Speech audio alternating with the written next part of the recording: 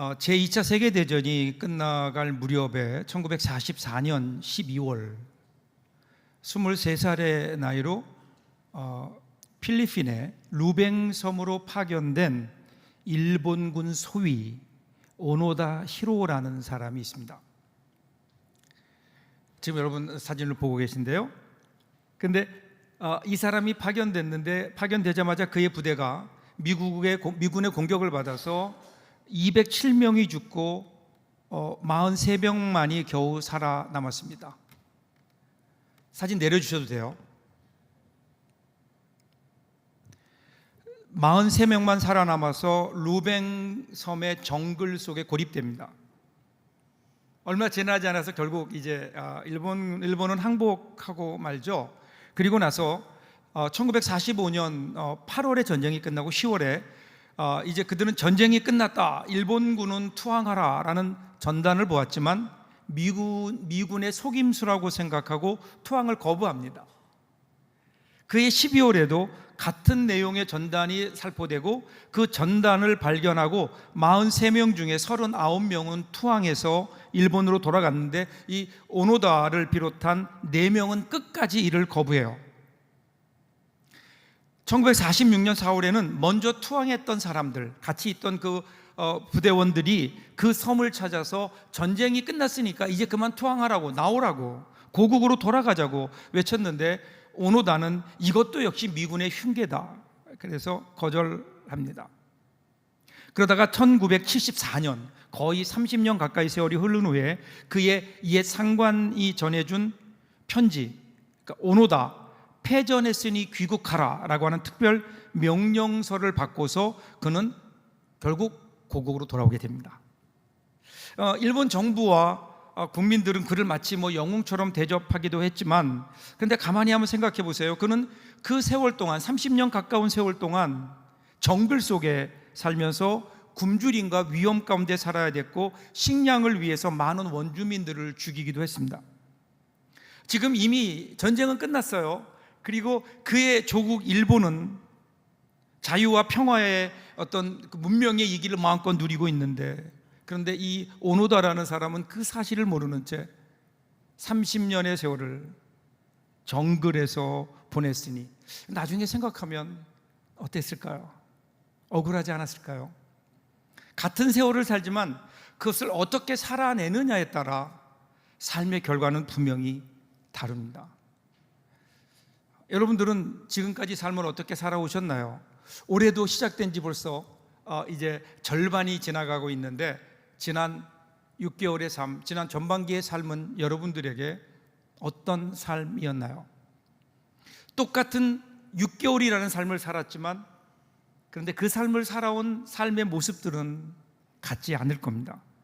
자, 오늘 우리가 읽은 말씀에도 보면 이러한 삶을 살았던 사람들의 이야기가 나오죠. 자, 3차에 걸친 전도 여행을 성공적으로 사도 바울이 마쳐요. 그리고 나서 이제 그는 마지막 사명을 위해서, 마지막 사명이 뭘까요? 땅 끝까지 복음을 전하는 거예요. 땅 끝은 어디일까요? 로마예요. 그래서 예루살렘에 갔다가 이제는 로마로 가서 마지막 복음을 전하고 그는 그의 마지막 삶의 불꽃을 태워야 되겠다, 그런 마음으로 지금 그는 예루살렘으로 오고 있습니다. 예루살렘을 방문했다가 로마로 가는 것이 그의 계획이었는데, 이와 같은 사명을 그리고 마음속에 큰 뜻을 품고 예루살렘에 도착했는데, 예루살렘에 도착하자마자 큰 소요가 일어납니다. 어떤 소요일까요? 유대인들이 바울을 죽이려고 달려든 거예요. 그런데 로마 군대 쪽에서는, 로마 총독에서 보면 바울을 보호하려고 그러다 보니까 유대인과 그 로마 군인들 사이에 소요가 일어나게 된 겁니다. 그럴 수밖에 없는 것이, 유대인들은 바울을 제거하려고 했지만 로마 총독편에서 보면 바울을 보호할 수밖에 없어요. 왜냐하면 바울은 로마 시민권을 가진 사람이고, 그리고 그 어떤 법정에서도, 재판에서도 그가 유죄라는 그러한 판결이 나오지도 않았기 때문에 재판도 없이 그냥 로마 시민인 바울을 그들의 손에 죽게 내버려 둘 수 없는 겁니다. 그래서 그 사도 바울을 보호했고, 그리고 예루살렘에 주둔하고 있던 로마 군대의 천부장이 그를 데려다가 재판을 했지만 판결을 내릴 수 없죠. 아니, 판결을 못한 거예요. 그래서 자기의 상관인 그 당시 유대 지역 전체를 총괄하고 있었던 벨릭스라고는 총독에게 이 사건을 넘깁니다. 근데 벨릭스라고 뾰족한 수가 있나요?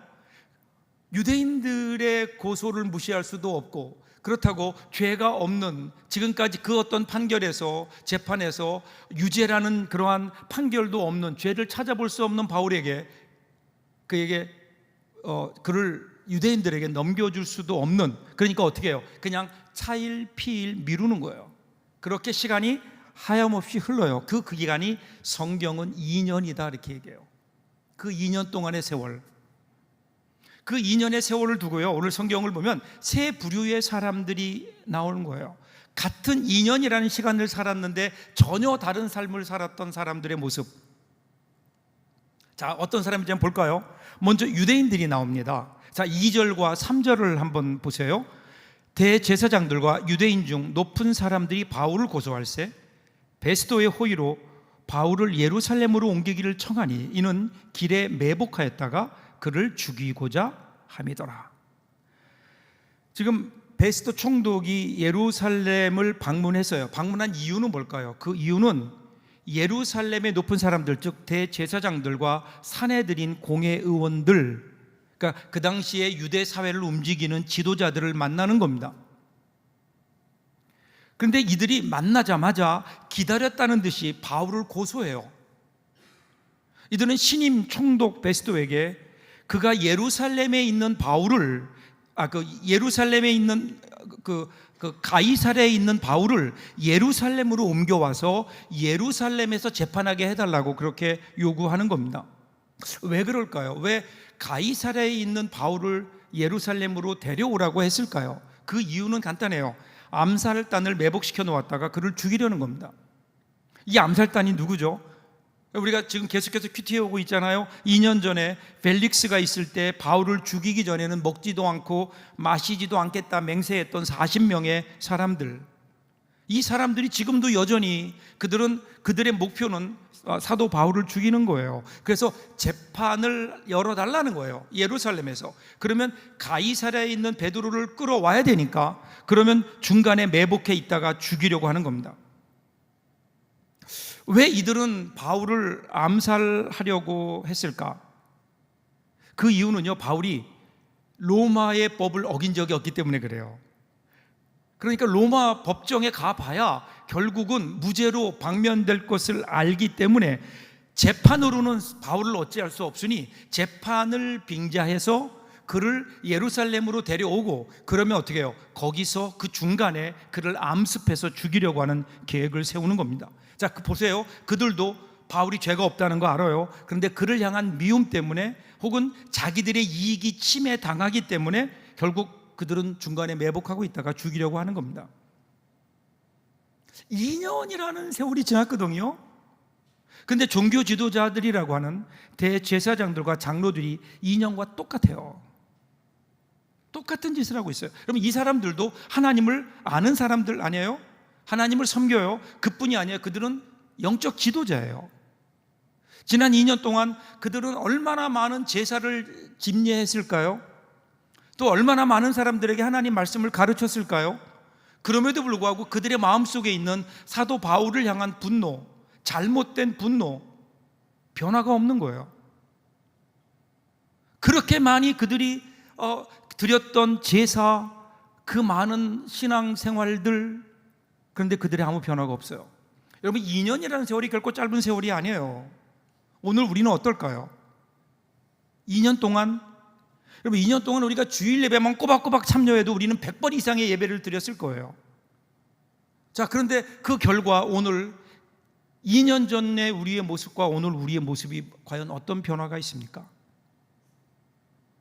하나님께 100번 이상의 예배를 드렸는데 만일에 오늘 나에게 그런 변화가 없다면, 여러분, 2년 전에 미워하고 시기하고 질투하던 사람을 지금도 여전히 미워하고 있다면, 2년 전에 분명히 하나님 보실 때 불의한 일들을 여전히 지금도 하고 있다면, 그러면 우리가 지난 2년 동안 하나님께 드린 예배와 우리가 하나님께 드렸던 기도와 우리가 읽었던 하나님의 말씀은 과연 우리에게 무슨 의미가 있을까요?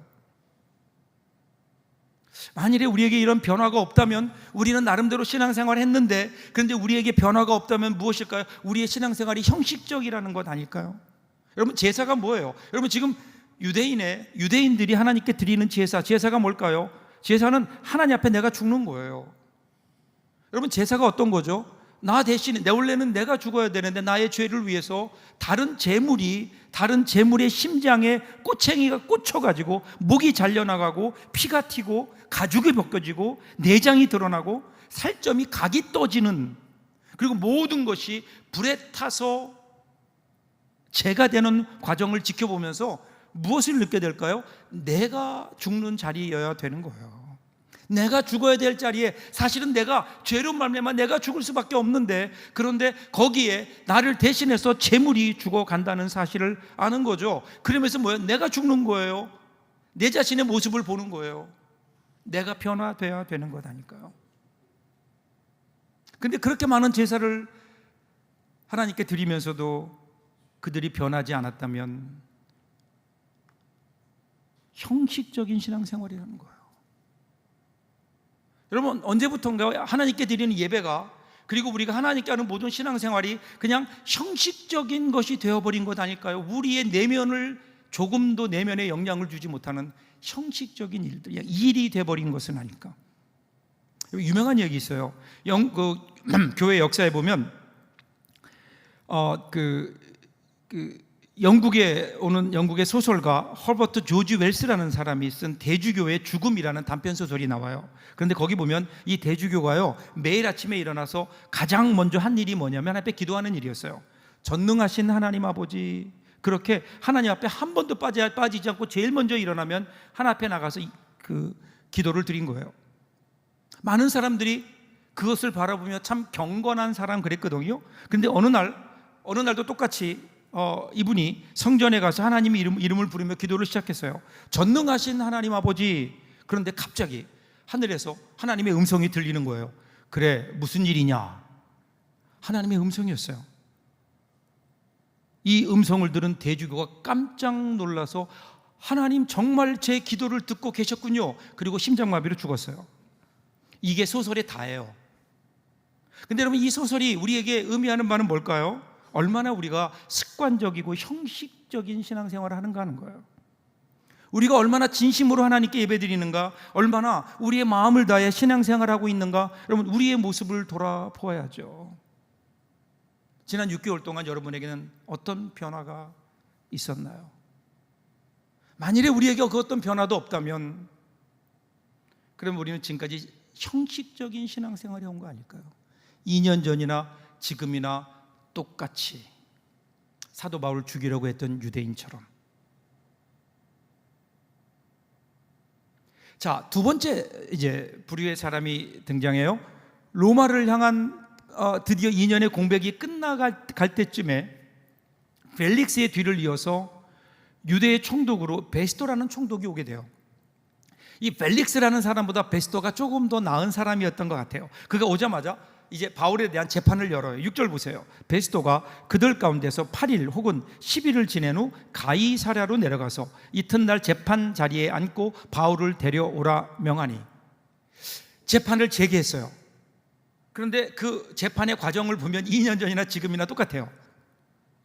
바울을 고발하는 유대인들이 이렇게 이야기를 꺼내요. 7절 보면 그가 나오매 예루살렘에서 내려온 유대인들이 둘러서서 여러 가지 중대한 사건으로 고발하되 능히 증거를 대지 못한지라. 그들의 주장이 2년 전이나 지금이나 변함이 없어요. 또 하나 변함이 없는 것은 그때나 지금이나 여전히 물증이 없는 것도 변함이 없어요. 자, 이제는 베스토가 판결을 내려야 되는데, 근데 2년 전과 똑같아요. 어느 한편의 손을 들어줄 수 없어요. 사도 바울을 처벌하자니 증거도 없이, 그것도 로마의 시민인 바울을 그들에게 내어줄 수 없죠. 그렇다고 유대인들의 이야기를 그냥 거절하자니 유대인들의 어떤 그 민심을 얻기가 어렵잖아요. 이럴 수도 저럴 수도 없는 거예요. 사실은요, 왜 2년 동안 베스토 때부터 왜 2년 동안이나 지연됐을까요? 바로 그 이유가 여기에 있는 거예요. 사도행전 24장 바로 전장이죠. 25절부터 26절 보세요. 바울이 의와 절제와 장차 오는 심판을 강론하니 펠릭스가 두려워하여 대답하되 지금은 가라, 내가 틈이 있으면 너를 부르리라 하고 동시에 또 바울에게서 돈을 받을까 바라는 거로 더 자주 불러 같이 이야기하더라. 자, 벨릭스가요 사도 바울이 전하는 복음을 들었어요. 특별히 그의 심판에 관한 도를 듣고 두려워했어요. 그런데 두려워하면서도 틈을 내어 다시 부르겠다라고 얘기해요. 이 말은 뭘까요? 이 사도 바울의 복음을 말씀을 들으면서 긴장하기도 하고 하나님의 심판에 대한 두려움도 있지만 그런데 그 심판 앞에 결단하지 못한 거예요. 왜 그랬을까요? 심판이 무섭긴 한데 두렵긴 한데 그것은 먼 훗날에 있을 이야기고 지금 당장 눈앞에 보이는 이 문제 해결할 수가 없는 거예요. 유대인들의 분노를 어떻게 진정시킬 수 있겠는가, 이거였어요. 그러니까 어떻게 해요? 그냥 미루는 거예요. 그냥 미루어 버렸어요. 뭐라고 하죠? 틈이 나면 부르겠다. 틈이 나면 부르겠다. 나중에 다시 보자. 틈이 나면 부르겠다. 여러분, 신앙생활이 나중에 여력이 생기면 틈이 나면 할 수 있는 것이 신앙생활이 아니잖아요. 미룬 거예요. 그 미룬 세월이 2년이었고 2년 동안 아무것도 하지 못했어요. 전에도 제가 여러분에게 소개한 이야기인데 신학자였던 C.S. 루이스가 쓴 악마의 편지라는 책에 보면요, 영국의 노신사에 관한 이야기가 나오죠. 이 노신사가 일주일에 한 번씩 꼭 대형 도서관, 거기 있는 가장 큰 도서관에 가서 책을 읽는 습관이 있었어요. 하루는 습관을 따라서 그가 도서관에 가 책을 고르는데 마침 그의 눈에 들어온 것이 신앙 서적이었어요. 이 신사의 마음속에 갑자기 하나님에 대한 호기심이 생긴 거예요. 하나님, 그래 내가 어릴 적엔 교회를 다녔는데 오랫동안 잊고 있었지. 자, 그분이 어떤 분이었지? 그분이 어떤 분일까? 이런 생각이 드는 거예요. 그런데 그때 그의 마음에 사탄이 찾아와요. 그래서 이렇게 속삭입니다. 야, 뭐 그렇게 골치 아픈 생각을 하니? 이제 곧 점심시간인데 쓸데없는 생각하지 말고 밥이나 먹으러 가자.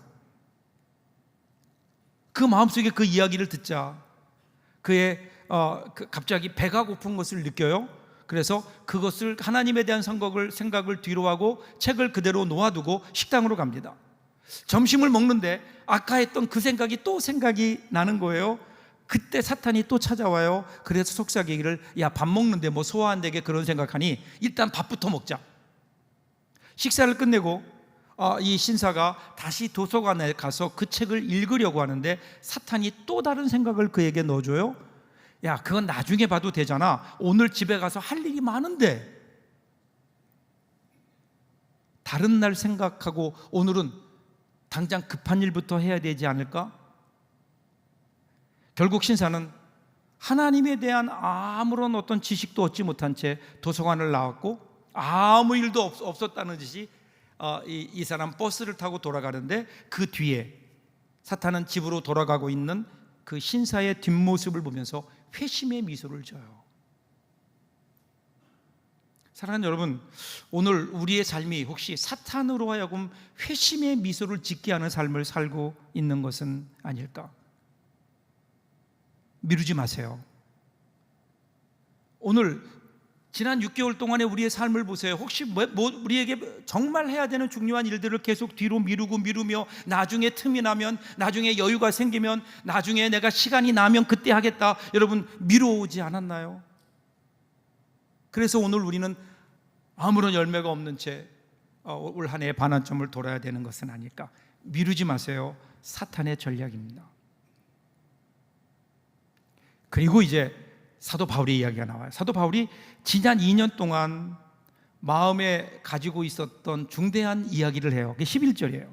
11절 같이 한번 읽어볼까요? 같이 읽겠습니다. 만일 내가 불의를 행하여 무슨 죽을 죄를 지었으면 죽기를 사양하지 아니할 것이나 만일 이 사람들이 나를 고발하는 것이 다 사실이 아니면 아무도 나를 그들에게 내줄 수 없나이다. 내가 가이사께 상소하노라 한대. 지난 2년 동안 사도 바울의 마음속에는 한 가지 생각뿐이었죠. 그게 뭐죠? 로마에 가서 복음을 전하는 거예요. 처음에는 빨리 와서 이 재판이 끝나고 억울한 재판이니까 상대방의 모든 것들이 다 거짓 증거이니까 아무런 증거도 없기 때문에 자신의 무고함을 빨리 증명해서 재판을 빨리 끝내고 내가 이제 그 로마로 가서 복음을 전해야 되겠다, 뭐 그런 생각만 하고 있던 거예요. 그런데 뜻대로 안 돼요. 자꾸만 재판이 미루어져요. 그 재판이 2년 동안이나 미루어진 거예요. 그러니 바울의 마음이 얼마나 답답하겠어요. 그래서 아마 이렇게 기도하지 않았을까? 주님의 뜻은 어디에 있습니까? 제가 로마로 가야 되는데 주님께서 나에게 로마로 가라고 말씀하셨는데 왜 이렇게 저는 여기에서 아무 일도 하는 것 없이 2년 동안 이러고 잡혀 있는 겁니까? 그는 분명히 하나님의 뜻을 알고 있었잖아요. 사도행전 23장 11절 보세요. 그날 밤에 주께서 바울 곁에 서서 이르시되 담대하라, 내가 예루살렘에서 나의 일을 증언한 것 같이 로마에서도 증언하여야 하리라 하시니라. 하나님의 뜻은 분명해요. 사도 바울도 그 길을 가고 싶은 거예요. 근데 길이 안 열려요. 길이 열리지 않아요. 자기가 원하는 길이 열려지지 않는 거예요. 근데 하나님의 뜻은 묵상하는 가운데 깨달음이 왔어요. 로마 시민은 황제 앞에서 재판을 받을 권리가 있는데, 상소할 수 있는데 내가 황제에게 상소하면 되는 게 아닌가 하는 깨달음이 그에게 있는 거예요. 여러분, 지금까지는 사도 바울이 어떻게 선교했나요? 자비량으로, 그리고 때로는 여러 교회에서 선교의 어떤 헌금의 지원도 받고, 그래서 이곳저곳 다니면서 복음을 전했다고요. 만일에 여러분 바울이 원래 계획했던 대로 로마로 갔으면 자기가 비용을 마련하고 그리고 선교비 요청도 해야 되고 또 로마까지 자기 힘으로 갔어야 될 거예요. 그런데 로마 황제에게 상소하고 나니까 이제는 자기 돈을 쓸 필요가 없어요. 죄수로 가는 길이니까 뭐 배삭을 내지 않아도 돼요. 게다가 호송하는 로마 군인들까지 있는 거예요. 여러분, 얼마나 좋아요. 생각해 보세요. 만약에 2년 사이에 풀려나서 그가 로마로 갔다라면 어떻게 됐을까요? 바울을 죽이기까지 내가 먹지도 않고 마시지도 않겠다는 사람들이 밖에 줄 서 있는데 풀려나면 위험한 상황이에요. 그런데 황제에게 상소하면 로마의 군인들이 지켜주잖아요. 그러니까 얼마나 가장 좋은 길이 거기 있었는데 사도 바울이 그것을 몰랐던 거죠. 사도 바울은 하나님 말씀을 묵상하는 가운데 자기의 뜻이 아니라 하나님의 뜻을 발견한 거예요. 하나님의 뜻에 대한 성찰이 있었어요. 그러기에 사도 바울에 있어서 그 2년이란 세월은요, 그냥 지나간 세월이 아니에요. 멈춘 세월이 아니에요. 하나님의 뜻을 구체적으로 알게 되는 거예요. 구체적으로 알게 되는. 그는 지난 2년 동안 이 하나님 말씀을 마음속에 붙들고 살았어요. 오늘 우리의 모습 한번 보세요. 우리는 지난 2년, 지난 6개월, 지난 세월 어떻게 살아왔죠? 우리 자신을 돌아보고 세상이나 종교적인 껍데기만 갖고 있는 게 아니라 지금도 살아계신 하나님 그 말씀을 품고 하나님을 신뢰하고 하나님의 때를 기다리며 하나님의 방법을 구하고 하나님의 뜻이 이루어지기를 바라는 사도 바울의 그 모습이 지난 2년 동안의 삶의 열매가 된 거죠. 사랑하는 여러분, 이제 올 한 해도요, 우리가 반환점을 눈앞에 두고 있어요. 여러분들 어떤 삶을 살아오셨나요? 혹시 신앙생활은 열심히 한다고 했는데 그런데 우리 삶에 변화가 없는, 혹시 유대인과 같은 그러한 안타까움이 우리에게 있는 것은 아닐까? 아니면 펠릭스처럼 여러 가지 핑계 때문에 나중에 틈이 나면, 나중에 시간이 나면 이렇게 핑계대며 오늘 우리가 해야 될 하나님의 일들을 미뤄오지는 않았나요? 사도 바울은 에베소를 향한 편지에서 이렇게 얘기해요. 5장 15절 16절에서 그런즉 너희가 어떻게 행할지를 자세히 주의하여 지혜 없는 자같이 하지 말고 오직 지혜 있는 자같이 하여 세월을 아끼라. 때가 악하니라. 여기 세월을 아끼라 해서 아끼라는 말이 엑사고라조라는 헬라어인데 이 말의 뜻은 값을 치르고 되찾다라는 거예요. 그러면 시간은요, 흘러가는 그 시간은 내가 값을 치르고 그것을 살 때 그때 그 시간이 내 시간이 돼요. 그 시간이 가치 있는 시간이 되는 거예요. 아무에게나 가치 있는 시간이 주어지지 않아요. 그 이유를 뭐라고 얘기해요? 때가 악하기 때문이다. 그럼 우리가 예수님 믿고 하나님 자녀가 되었다고 해서 가치 있는 시간이 저절로 되는 거 아니라고요. 값을 치르고 사야 돼요. 여러분은 지난 6개월 동안 그 세월을 어떤 값을 치르고 사셨나요? 말씀을 묵상하면서 그런 생각이 들었어요. 우리가 가지고 있는 모든 것, 그것이 건강이든 물질이든 경험이든 경력이든 시간이든 모든 것을 다 활용해서 최선을 다해서 나를 이 땅에 보내신 그 목적과 뜻을 이루어 드리기 위해서 우리의 남은 것을 모두 다 쏟아붓는, 사도 바울처럼 내 자신의 몸과 삶을 관제처럼 하나님 앞에 쏟아붓다가 우리가 하나님 앞에 가야 될 텐데, 말씀을 준비하면서 저에게 그런 결심이 있었어요. 쓸데없는 거 욕심 부리지 말고 내 뜻, 내 욕심 다 버리고 오직 내 안에 있는 하나님의 뜻, 하나님의 욕심만을 가득 채운 채 마지막 호흡이 멈추는 그날까지 하나님 달려가게 하옵소서. 이것이 오늘 우리의 고백이 되어야 되지 않을까요? 흘러가는 세월 속에 그냥 우리의 삶을 맡기지 마세요. 정말 먹든지 마시든지 무엇을 하든지 하나님의 영광을 위하여 살다가 여러분, 우리가 하나님 앞에 가야 되지 않을까요? 우리의 남은 삶이 그와 같은 삶이 되기를 바랍니다. 하나님의 뜻을 마음속에 품고 그 하나님의 뜻이 이루어지기까지 우리에게 주어진 삶을 그냥 흘려보내지 않고 우리의 헌신과 열정과 그리고 하나님을 향한 결단으로 그 시간을 하나님의 시간으로 만들어가는 저와 여러분 될 수 있기를 주님의 이름으로 축복합니다. 기도하겠습니다.